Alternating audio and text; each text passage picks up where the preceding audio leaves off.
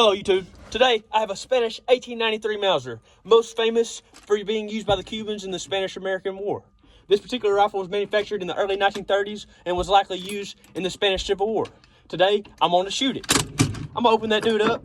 I got 3 shots of 7mm Mauser and I'm about to make it rain on some dirt clods or whatever I'm about to shoot. Golly, this thing is awesome.